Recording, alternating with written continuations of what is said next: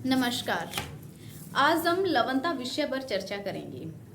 सबसे पहले अगर हम बात करें लवणता की, तो लवणता जो हमारा टॉपिक है वह समुद्र विज्ञान में जो महासागरों में जल है उसमें लवण की मात्रा कितनी है या फिर लवणता कितनी पाई जाती है, इसके बारे में चर्चा करेंगे।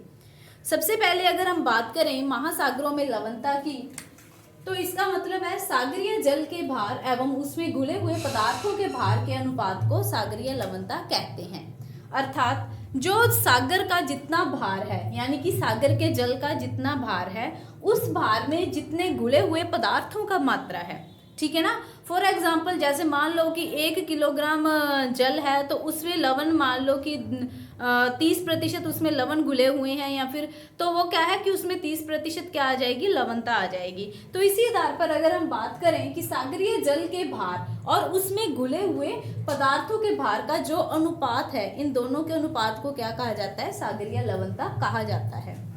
इसके बाद अगर हम देखें तो जैसे 1 किलोग्राम सागरीय जल में घुले हुए ठोस पदार्थों की कुल मात्रा को भी लवणता कहते हैं। जैसे अभी मैंने आपको एग्जांपल से बताया कि जैसे 1 किलोग्राम मान लो सागरीय जल है, ठीक है। जैसे अभी अपने बोर्ड पे समझते हैं, जैसे ये क्या है, 1 किलोग्राम सागरीय जल है और इसके अंतर्गत कुछ ठोस पदार्थ पाए जाते हैं। अब ठोस पदार्थों से मान लो कि ये 1 किलो 20 ग्राम हो गया, तो इसमें क्या है कि 1 किलोग्राम तो सागरीय जल था और उसमें घुले हुए ठोस पदार्थों की कुल मात्रा कितनी होगी, 1 किलो 20 ग्राम हो गया। तो इसकी मात्रा को ही क्या कहेंगे, लवणता कहेंगे। यानी कि 1 किलो तो जल था लेकिन उसमें 20% जो घुल गया, तो उसको अपने क्या कह दिया, उसमें लवणता की मात्रा होगी। अब इसके बाद अगर हम बात करें कि सागरीय लवणता को प्रति 1000 ग्राम जल में स्थित लवण की मात्रा के रूप में दर्शाया जाता है। अब इस चीज को अच्छे से ध्यान में रख लेना कि जो इसको दर्शाने का मात्रक है, यानी कि जो इसको दर्शाया जाता है, ये बिल्कुल प्रतिशत जैसा है। जैसे अपने प्रतिशत लिखते हैं कि इस ऐसे और ऐसे, पर इसके साथ एक जीरो और यहाँ पे लगती है, तो ये क्या है कि होता प्रतिशत जैसा है, पर इसको प्रतिशत नहीं बोला जाता। ये क्या है, लवणता को दर्शाया जाता है इस सिंबल से। तो इसको आप अच्छे से देख लेना कि जैसे मान लो प्रतिशत लिखते हैं तो उसके साथ एक बिंदी और लगेगी, तो इसको क्या है कि लवणता को इसके माध्यम से दर्शाया जाता है। इसके बाद अगर हम बात करें कि सागरीय जल का संगठन क्या है, बहुत बार नेट के एग्जाम में ये क्वेश्चन आता है, बहुत बार इसके बारे में क्वेश्चन पुट हुआ है कि सागरीय जल में सबसे अधिक लवणता की जो लवणता का प्रतिशत है वो किसका है, या फिर सागरीय जल में किस लवण की प्रतिशतता सबसे ज्यादा पाई जाती है। तो उसमें क्या है, आपके ऑप्शन दे देते हैं, जैसे sodium chloride, magnesium sulphate, calcium sulphate. तो ऐसे क्या है, अलग अलग एग्जांपल दे देते हैं। तो इस चीज में क्या है कि जो सागरीय जल है उसमें अगर हम लवण में सबसे अधिक प्रतिशत पूछे कि किस लवण की मात्रा का प्रतिशत सबसे अधिक है, तो उसमें आता है सोडियम क्लोराइड। इस चीज को भी ध्यान में रख लेना। सोडियम क्लोराइड जो है इसकी क्या है, मात्रा सबसे अधिक है प्रतिशत के रूप में। अब ये प्रतिशत के रूप में कितना है, 70.8% पाया जाता है। ये लवणता क्या है, ये सागरीय जल में, यानी कि सोडियम जो क्लोराइड है इसके लवण की प्रतिशत कितनी है जल में, 70.8% है। और वही सेकंड नंबर पे बात करें तो मैग्नीशियम क्लोराइड आता है जिसकी 10.9 है। और इसके बाद क्या है, मैग्नीशियम सल्फेट, फिर कैल्शियम सल्फेट आ जाता है। कई बार इसको अवरोही क्रम में या फिर आरोही क्रम में भी व्यवस्थित करना आ जाता है कि सबसे अधिक के आधार पर बताओ। अगर अधिक के आधार पर पूछ ले तो पहले सोडियम क्लोराइड, फिर मैग्नीशियम क्लोराइड, फिर मैग्नीशियम सल्फेट और इसके बाद कैल्शियम सल्फेट का नाम आता है। बट अगर वैसे ही पूछ ले कि किस लवण की मात्रा सागरीय जल में सबसे अधिक पाई जाती है, तो उस लवण में क्या है, किसका नाम आ जाता है, सोडियम क्लोराइड का नाम आ जाता है। इसके बाद अगर हम बात करें कि सागरीय लवणता के नियंत्रण कारक कौन कौन से हैं, यानी कि ऐसे कौन कौन से कारक हैं जो सागरीय जल में लवणता को नियंत्रित करते हैं, जिसकी वजह से क्या है, लवणता या तो बढ़ जाती है या फिर घट जाती है। नियंत्रित करेंगे यानी कि कम होएगी लवणता, तो वो कौन कौन से कारक हैं। सबसे पहले अगर हम बात करें वाष्पीकरण का, तो वाष्पीकरण क्या है, जिस जगह पर जितना अधिक वाष्पीकरण होता है वहां पर लवणता की मात्रा भी क्या है, उतनी अधिक पाई जाती है। सबसे पहले अगर हम बात करें कि लवणता में वाष्पीकरण का, तो आप इसका एग्जांपल लेके देख सकते हो। जैसे भूमध्य रेखा और भूमध्य रेखा के उत्तर और दक्षिण अयनवर्ती क्षेत्र जिसको आप बोल सकते हो, जैसे ये भूमध्य रेखा है तो इसके दोनों तरफ जो अयनवर्ती क्षेत्र है, तो वहां पर क्या होता है कि इस क्षेत्र में वाष्पीकरण बहुत अधिक होता है। वाष्पीकरण अधिक होने से यहाँ पर क्या है, लवणता की मात्रा भी ज्यादा पाई जाती है। अभी इसके साथ ही आप लोग सोचोगे कि भूमध्य रेखा पर भी तो वाष्पीकरण बहुत अधिक होता है, लेकिन वहां पर तो इतनी लवणता नहीं मिलती है। ये बहुत बार क्वेश्चन भी आया है कि भूमध्य रेखा पर सबसे अधिक वाष्पीकरण होने के कारण वहां लवणता की मात्रा बहुत अधिक पाई जाती है। ये सत्य है या फिर असत्य है? हालांकि भूमध्य रेखा पर क्या है, वाष्पीकरण बहुत अधिक होता है, परंतु उस पर जो लवणता है वह कम पाई जाती है। इसका कारण अगर पूछ ले तो इसका कारण क्या है कि भूमध्य रेखा पर जितनी अधिक वाष्पीकरण होता है उतनी ही अधिक यहाँ पे क्या होती है, बारिश हो जाती है, वर्षा हो जाती है। तो आप सभी ये जानते होंगे कि जो वर्षा का जल आता है वो क्या होता है, लवणता से रहित होता है, या फिर उसको आप ऐसे कह देते हो कि वो एक स्वच्छ जल होता है। तो जिसकी वजह से क्या होता है कि लवणता की मात्रा में कमी आ जाती है। तो इसीलिए जो वाष्पीकरण है जिसपे ज्यादा होगा वहां पे लवणता ज्यादा मिलेगी। बट भूमध्य रेखा पर क्या है, वाष्पीकरण ज्यादा होने के साथ ही वहां वर्षा भी अधिक होती है, तो इस कारण वहां पे क्या है, लवणता की मात्रा कम मिलती है। लेकिन अयनवर्ती क्षेत्रों की बात करें तो वहां पर वाष्पीकरण के साथ साथ लवणता भी अधिक मिलती है। सेकंड नंबर पे देखें तो वर्षा द्वारा जल की आपूर्ति। अभी मैंने बात की इसमें कि जिस जगह पर क्या है, वर्षा के जल की आपूर्ति ज्यादा हो रही है, जहां फिर यहाँ पे वर्षा ज्यादा होती है वहां पर क्या होता है, लवणता कम देखने को मिलती है। क्यों? क्योंकि जो वर्षा का जल होता है वो क्या करता है अपने साथ, हालांकि कुछ एक लवणीय तत्व होते हैं, परंतु उसमें क्या है कि स्वच्छ जल की मात्रा ज्यादा होती है, जिस कारण वो जिस जगह पे भी बरसात होती है वहां पे लवणता की मात्रा क्या हो जाती है, कम हो जाती है। फॉर एग्जाम्पल आप इसका भी मैंने बताया, भूमध्य रेखा, हालांकि वहां पे वाष्पीकरण ज्यादा हो रहा है लेकिन वर्षा अधिक होने के कारण वहां पे क्या है, लवणता की मात्रा कम हो रही है। इसके बाद थर्ड नंबर पे बात करें तो नदियों के जल का आगमन। जो नदियां होती हैं, जैसे मान लो कि कोई नदी है, जैसे यहाँ पर क्या है, किसी नदी का जल है तो इसके साथ ही कोई दूसरी नदी यहाँ पे आके मिल रही है, यहाँ से निकल रही है, तो यहाँ पर क्या होता है कि हालांकि ये नदी इससे आकर मिल रही है, ये भी यहाँ पे आके मिल रही है और इसका भी इधर क्या हो रहा है, जा रही है, प्रवाहित हो रही है। तो यहाँ पर क्या है, हालांकि ये नदियां आके मिल रही हैं, इनके साथ क्या होते हैं, लवणीय तत्व होते हैं, लवणता की मात्रा इसमें होती है। बट इसके साथ ही क्या होता है कि जब कोई नई या फिर ऐसे कह देते हैं, जब किसी नदी का जल आके दूसरी नदी में मिलता है तो वो क्या माना जाता है, स्वच्छ जल माना जाता है, और वहां पर भी क्या है, लवणता की मात्रा कम मिलती है। हालांकि क्या है, यहाँ पर नदी के जल का आगमन हो रहा है, नदी का जल आके मिल रहा है, उसमें कुछ लवणीय तत्व भी आके मिल रहे हैं, जिसके कारण यहाँ पे लवणता की मात्रा बढ़नी चाहिए। लेकिन जो नदी का जल आता है वो क्या होता है, स्वच्छ जल होता है, और स्वच्छ जल के आगमन के साथ ही यहाँ की जो लवणता है वो क्या हो जाती है, कम हो जाती है।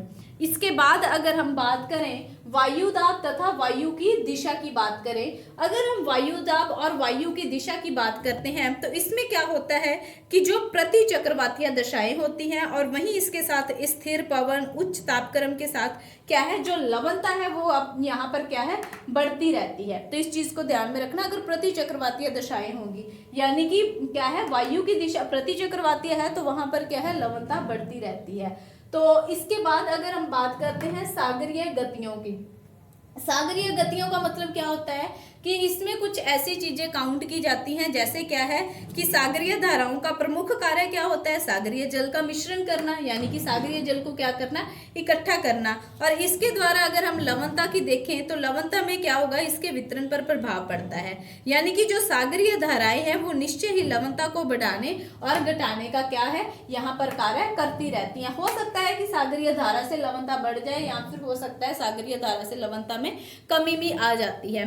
तो इस प्रकार अगर हम बात करें कि सागरीय गतियां से क्या होता है कि सागरीय जो भूमध्य रेखीय गर्म जलधारा है वो महाद्वीपों के पश्चिमी भाग में लवणता को पूर्वी भाग में पहुंचाकर वहां पे क्या है, लवणता को बढ़ा देती है। आप लोगों ने ये चीज देखी होगी कि जो महाद्वीपों का क्या है, पश्चिमी तट है, जैसे मान लो कि ये महाद्वीप है, इसका ये पश्चिमी तट है, और वही महासागरों की बात करें तो इसका ये कौन सा तट है, पूर्वी तट है, और वहां पर क्या है, लवणता अधिक देखने को मिलती है। तो इस प्रकार क्या है, ये वाले कुछ ऐसे कारक थे जिसमें क्या है कि जो सागरीय लवणता है उसको क्या करते हैं, नियंत्रित करते हैं।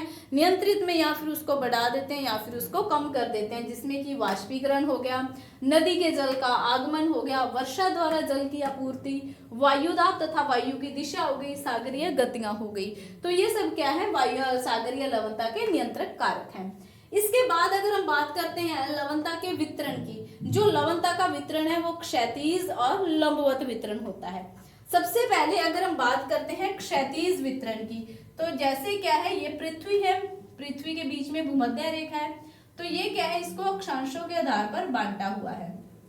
अगर हम अक्षांशों के आधार पर बात करते हैं तो सबसे अधिक लवणता जो क्या है, अभी बात की कि भूमध्य रेखा से ऊपर यानी कि अयनवर्ती जो क्षेत्र है वहां पर देखने को मिलती है। तो इस प्रकार अगर हम क्षैतिज दिशा की बात करें तो जो क्षैतिज वितरण है इसमें जैसे जैसे क्या है, हम भूमध्य रेखा से ऊपर की ओर जाते हैं या फिर नीचे की ओर आते हैं तो अयनवर्ती क्षेत्रों में तो लवणता अधिक देखने को मिलती है, लेकिन उससे जैसे ही ऊपर बढ़ेंगे या फिर उससे जैसे ही क्या है नीचे आएंगे तो वहां पर क्या है, लवणता में गिरावट आती है, यानी कि लवणता में कमी देखने को मिलती है। और इसके बाद अगर हम देखें कि सामान्य से अधिक लवणता वाले प्रदेश कौन कौन से हैं, इसको आप अच्छे से कॉपी पर नोट कर लेना, बहुत बार ये एग्जाम में क्वेश्चन पुट हुआ है कि सामान्य से अधिक लवणता वाले प्रदेश कौन कौन से हैं, जिसमें सबसे पहले नाम आता है लाल सागर का। जो लाल सागर है उसमें 37 से 41% जैसा सिंबल जो मैंने बताया वो क्या है, लवणता इसमें पाई जाती है। लाल सागर में 37 से 41। वहीं अगर हम बात करें फारस की खाड़ी की, तो फारस की खाड़ी में 37 से 38, और रूम सागर की बात करें तो रूम सागर में 37 से 39 के बीच में क्या है, लवणता पाई जाती है। ये वो क्षेत्र है जिसमें क्या है, सामान्यता से अधिक लवणता पाई जाती है। सामान्य से अधिक लवणता वाले जो प्रदेश हैं जिसमें लाल सागर, फारस की खाड़ी और रूम सागर आ जाते हैं। अब कुछ ऐसे मैं सागरों का नाम बताने जा रही हूँ जिसमें क्या है, बहुत अधिक लवणता पाई जाती है, और लवणता इतनी पाई जाती है कि उसमें क्या है कि आराम से लवणता के, जैसे कि वो सागर है उसमें पानी ऐसे लवणता से जम जाता है, जैसे क्या है कि उसके ऊपर आप चेयर रख के आराम से बैठ के पढ़ सकते हो उसके ऊपर। तो इसमें क्या है कि जैसे टर्की की लैक्वान झील है, जो टर्की की जो वान झील है इसमें सबसे अधिक लवणता, विश्व की सबसे अधिक जो लवणता है टर्की की लैक्वान में पाई जाती है 330। जो मैंने अभी आपको सिंपल बताया ना, प्रतिशत जैसा था पर वो उसको प्रतिशत नहीं बोलते हैं, उससे क्या है इसको व्यक्त किया जाता है। तो सबसे अधिक जो लवणता है वो क्या है, टर्की की वान झील में 330।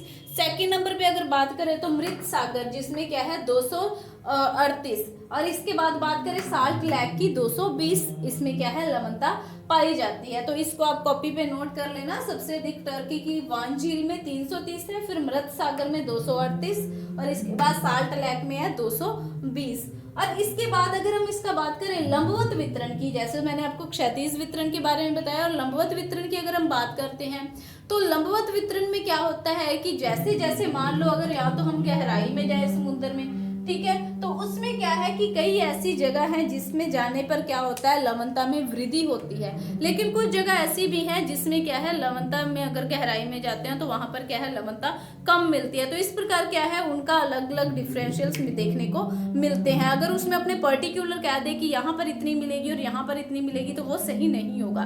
तो वो क्या है, जैसे गहराई में जाएंगे तो कहीं पर तो लवणता अधिक देखने को मिलेगी, कहीं पर क्या है लवणता कम देखने को मिलती है। तो इसी के आधार पर अगर हम बात करें अलग इसमें जो लवणता की अलग अलग महासागरों में, तो महासागरों में भी क्या है लवणता की विभिन्नता पाई जाती है। जैसे प्रशांत महासागर हो गया, अंध महासागर हो गया, हिंद महासागर हो गया, तो इनमें भी क्या है महासागरों में भी लवणता की अलग अलग विविधता देखने को मिलती है। जैसे अभी मैंने आपको बताया कि भूमध्य रेखा से ऊपर अयनवर्ती जो क्षेत्र है वहां पर लवणता अधिक देखने को मिलती है। फॉर एग्जाम्पल अगर हम उत्तरी गोलार्ध में बात करें तो जैसे उत्तरी गोलार्ध में भूमध्य रेखा से ऊपर, और वहीं दक्षिणी गोलार्ध में जैसे मान लो कि यहाँ पे तो 10 डिग्री से लेकर 30-40 डिग्री तक, यहाँ पर क्या है 15 डिग्री से 40 डिग्री तक दक्षिणी अक्षांश में लवणता अधिक देखने को मिलती है। तो उसी आधार पर क्या है कि जैसे इनका अगर महासागरों के आधार पर भी वितरण करेंगे तो उसमें भी क्या है लवणता में विविधता देखने को मिलती है। तो इस प्रकार क्या है, आज हमने लवणता के बारे में चर्चा की है, यानी कि जो सागरीय जल का भार है उसमें क्या है, जिसमें सागरीय जल है और उसमें उपस्थित जो पदार्थों का भार है उनके अनुपात को क्या कहा है, लवणता कहा जाता है, और जिसका वितरण क्या है, अलग अलग महासागरों में अलग अलग पाया जाता है। तो आई होप कि आपको लवणता के बारे में समझ आ गया होगा। इसको आप अच्छे से कॉपी पर नोट कर लेना। धन्यवाद।